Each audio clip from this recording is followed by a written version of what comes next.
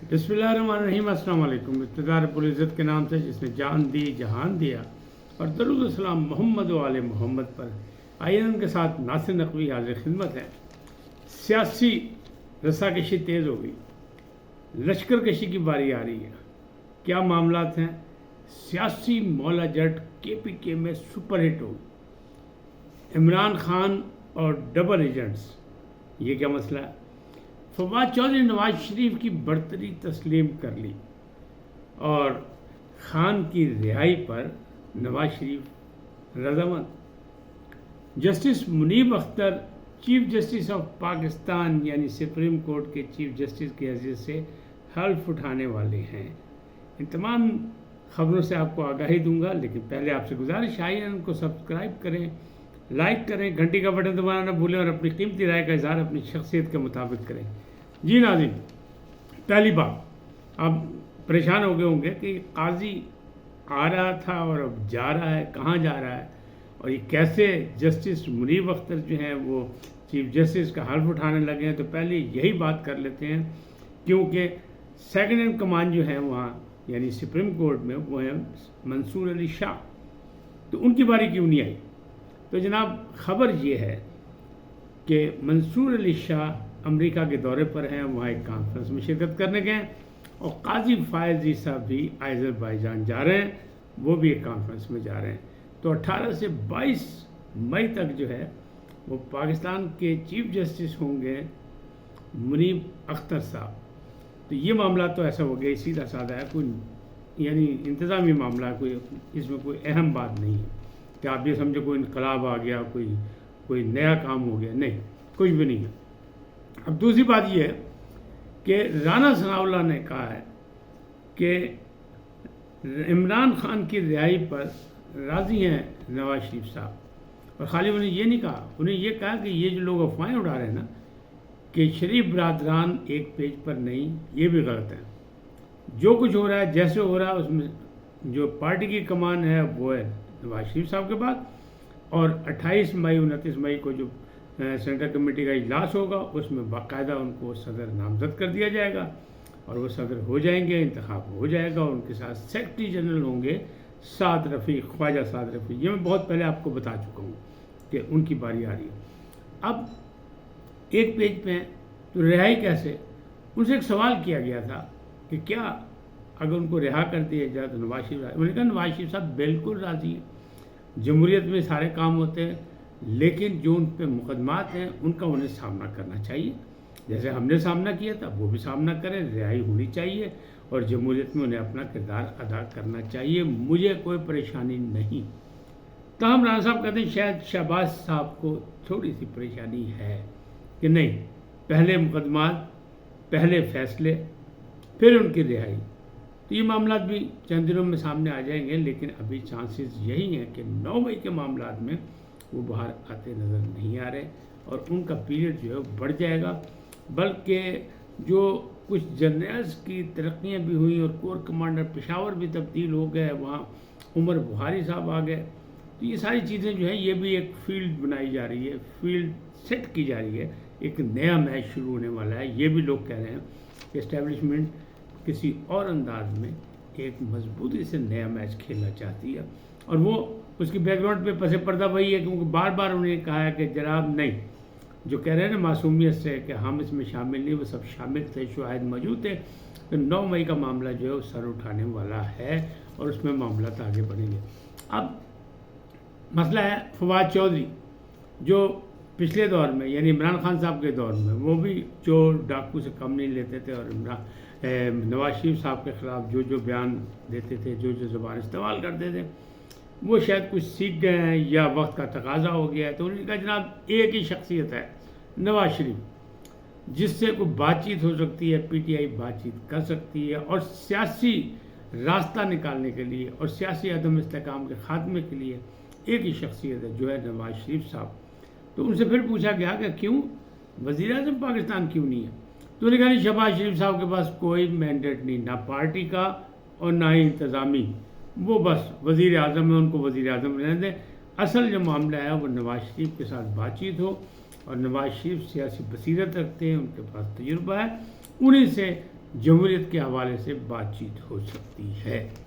اب عمران خان اور double agents, ایک بندہ تو گیا، شو کاز نوٹس ہو گیا کہ اس نے جمہوریت کے انداز میں پارٹی کو آگے چلنے سے میں رکاوٹیں کھڑی کی، وہ تھا شیر افضل مروت، اور اس کو نوٹس جاری کر دیا کس نے؟ یعنی پارٹی کے سیکرٹری جنرل عمر ایوب خان نے۔ اب جمہوریت کی بات اور شو کاز نوٹس اسے ہو رہا ہے جو جمہوریت کے لیے بہت بڑھ کے بول رہا تھا، وہ کہتے ہیں ان کے بیانات سے جو ہے وہ جو نوٹس جاری ہوا ہے شو کاز، اس میں یہ کہا گیا کہ آپ کے بیانات سے پارٹی کو اور جمہوریت کو نقصان ہو رہا ہے اور تحریک کو نقصان ہو رہا ہے، تو آپ اس کا جواب دیں ورنہ 3 دن کے بعد آپ کے خلاف کارروائی کی جائے گی۔ کون کہہ رہا ہے؟ عمر ایوب خان۔ اور کون ہے عمر ایوب خان؟ جو پاکستان کے سب سے بڑے ڈکٹیٹر محمد ایوب خان کے پوتے ہیں، وہ جمہوریت کا سبق پڑھا رہے ہیں کس کو؟ شیر افضل مروت کو۔ بہرحال پڑھانا بھی چاہیے کیونکہ ابھی وہ جمہوری انداز میں بڑھنے کے لیے نئے آئے تھے اور وہ اچانک ترقی کر گئے تھے اور بہت آگے نکل گئے تھے کہ پارٹی میں عمران خان کے بعد دوسرے پاپولر لیڈر شیر افضل مروت تھے، تو وہ برداشت نہیں ہوا، حسد ہو گیا یا جو بھی، اور وہ عمران خان صاحب کو خود بھی برداشت نہیں ہوا کیونکہ ان کے اپنے میں یہی انداز ہیں، جب کرکٹ کھیلتے تو ان کو دوسرے جو کھلاڑی تھے وہ برداشت نہیں ہوتے تھے، جس کا کئی دفعہ گلا میاں داد کر چکے ہیں، جاوید میاں داد، یہ معاملات ایسے تھے، لیکن بہرحال وہ ان کی عادت میں، اس میں آپ کچھ نہیں کہہ سکتے۔ لیکن یہاں بھی یہی مسئلہ بنا ہے کہ شیر افضل مروت کی منجی ہو گئی پچھلے اندر، اور اب ان کو ڈبل ایجنٹ کہا جا رہا ہے، اور خالی وہی ڈبل ایجنٹ نہیں ہے، اور بھی ڈبل ایجنٹ پارٹی میں ڈھونڈے جا رہے ہیں، جن کا پہلے بھی عمران خان ذکر کر چکے ہیں کہ کچھ لوگوں کے رابطے ہیں اسٹیبلشمنٹ سے، تو ان کی تلاشی شروع ہو گئی ہے اور یہ کچھ ذمہ داریاں لگا دی گئی ہیں، جس میں فرنٹ مین جو ہیں وہ عمر ایوب خان ہی ہیں، وہی ڈھونڈیں گے کہ ڈبل ایجنٹ کون ہے۔ تو اب معاملات کہاں تک جاتے ہیں کہاں نہیں، نئے انٹر پارٹی الیکشن بھی ہوں گے، عارف الوی صاحب بھی میدان میں آ گئے ہیں سیالکوٹ میں، پھر وہ بولیں کہ جناب سب کو سزا نہیں ملنی چاہیے، چند کو سزا ملنی چاہیے۔ 9 مئی میں واقعہ ہوا، افسوسناک تھا، جو بھی تھا، لیکن مذمت پارٹی کی سطح پہ کوئی نہیں کرنے کو تیار، وہ کہہ رہی ہوا ہی نہیں۔ اچھا ہوا تو چند لوگوں نے کیا، ان کو سزا دے دیں۔ اب وہ کون لوگ ہیں؟ میں نے پہلے بھی کہا تھا کہ سب چیزیں جو ہیں شاید موجود ہیں اور سب چیزوں پر مقدمات بھی ہیں، معاملات بھی ہیں اور آگے بڑھ بھی رہے ہیں، تو یہ مسئلہ اتنی آسانی سے حل نہیں ہوگا جتنا عارف الوی صاحب معصومیت سے کہہ رہے ہیں کہ چند لوگوں کو سزا دے کے اور یہ معاملہ سیدھا کر لیا جائے، تو ایسا ہوگا نہیں۔ تو ڈبل ایجنٹس کی تلاش جو ہے وہ تحریک انصاف میں جاری ہے، سنی اتحاد کونسل میں جاری ہے، تو اب دیکھیں کس کس کی باری آتی ہے۔ بہت سے ہو گئی، شادانہ گلزار جو ہیں ان کو بھی طلب کیا گیا لیکن وہ نہیں گئی اور وہ نہ وہ سامنا کرنا چاہتی ہیں خان کا، لیکن ابھی اور بھی کئی لوگ ہیں جن کو پارٹی سے نکال باہر کیا جائے گا، جس میں شہر یار آفریدی کا نام بھی لیا جا رہا ہے۔ کہاں تک کیسے؟ اب آتے پہلی خبر کہ وہ جو مولا جٹ، سیاسی مولا جٹ جو ہے پاپولر ہو گیا، سپر ہٹ ہو گیا کے پی کے میں، خیبر پختونخوا میں، وہ کون؟ وہ ہیں جناب گنڈا پور صاحب۔ کوئی انہیں گنڈا پور کہہ رہا ہے، کوئی انہیں گندا پور کہہ رہا ہے، کوئی کچھ کہہ رہا ہے، کوئی کچھ کہہ رہا ہے، کیونکہ ان کی زبان ایسی ہے کہ انہوں نے چیلنج پہلے کیا تھا وفاق کو، وفاق پر قبضے کی بات کی تھی، پھر کہا گورنر ہاؤس پہ قبضہ کریں گے، اور اب ان کی ڈائریکٹ لڑائی ہو گئی فیصل کنڈی سے، اور فیصل کنڈی صاحب کنڈی لگا کے بدلہ لینا چاہتے ہیں۔ کیوں؟ کہ دونوں ایک ہی حلقے سے ہیں۔ یہ گنڈا پور صاحب نے ان کو شکست دی تھی، مولانا فضل الرحمان صاحب بھی اسی حلقے سے ہارے ہیں، تو یہ تینوں پارٹی ایک ہی ہیں۔ اب فیصل کنڈی صاحب نے دونوں کو آڑے ہاتھوں لیا ہے، مولانا صاحب کو بھی اور گنڈا پور کو بھی۔ وہ کہہ رہے ہیں آپ ہیں گندا پور، میں گورنر ہوں، مجھے گورنر رہنے دیں، نہیں تو میں آپ سے بڑا بدماش بن کے ثابت کروں گا آپ کو، اور میں جانتا ہوں کہ آپ کی بڑکیں ہیں، آپ کر کچھ نہیں سکتے، کیونکہ الیکشن لڑنے کے وقت بھی آپ سامنے نہیں روپوش رہے تھے، تو آپ میں اتنی طاقت ہے، آپ اتنے دلیر ہیں، اتنے بہادر ہیں، تو میں نہ چھیڑو۔ لیکن گنڈا پور صاحب کیا کہہ رہے ہیں؟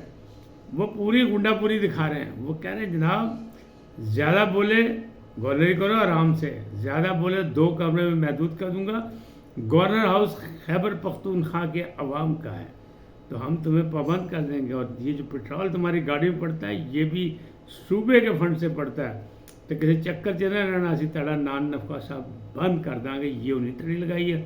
لیکن فیصل کنڈی صاحب کہہ رہے نہیں، میں سڑکوں پہ بھی گھسیٹوں گا۔ یہ لفظ یاد آیا ہوگا آپ کو، پہلے بھی ایک دفعہ سیاست میں آیا جو شہباز شریف صاحب نے کہا تھا لیکن سیاست میں سب چلتا ہے. انہوں نے کہا تھا آصف زرداری کو گھسیٹنے کا، لیکن آصف زرداری تو صدر ہے اور شہباز شریف جو وزیر اعظم میں. دیکھیں یہ سیاست میں کوئی چیز حتمی نہیں ہوتی.